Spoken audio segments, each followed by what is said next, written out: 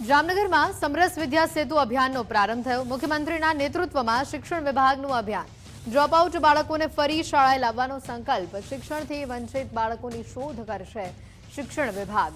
જામનગરમાં dropout ratio 4.87%થી ઘટી 1.87% થયો તેવું રીવાબાનું નિવેદન।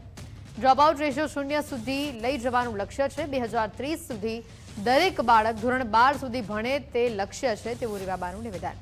साथ ही कहूं कोईपण बाळक शिक्षणथी वंचित न रहे तेनुं ध्यान रखाशे।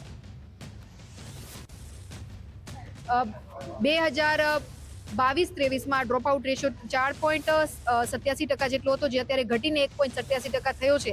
ત્યારે 2030 સુધીમાં નવી શિક્ષણ નીતિ પ્રમાણે આવનારા સમયમાં વિકસિત ગુજરાતથી વિકસિત ભારતની પરિકલ્પનાને સાકાર કરવા માટે તેને ગુજરાતનું પ્રત્યેક બાળક એના શિક્ષણના હકથી વંચિત ના રહી જાય એ જોવાની જવાબદારી એક સમરસતા સાથે સામાજિક આગેવાનોને સાથે રહી અને શિક્ષણ વિભાગ પ્રયત્નશીલ હોય। ત્યારે હું આપ સૌ નગરજનોને પણ હૃદયપૂર્વકની અપીલ કરું છું, વિનંતી કરું છું કે આપણા જિલ્લામાં, આપણા ગ્રામ્ય વિસ્તારમાં, આપણા બ્લોકમાં કોઈ પણ બાળક પ્રાથમિક જે એનો શિક્ષણનો હક છે એનાથી વંચિત ના રહી જાય, માટે આપણે સૌ બધા મહેનત કરીએ, એને શાળા સુધી લઈ આવીએ। બાકીની જવાબદારી અમારો શિક્ષણ વિભાગ એ બાળક માટે થઈ અને ટેક કેર કરશે।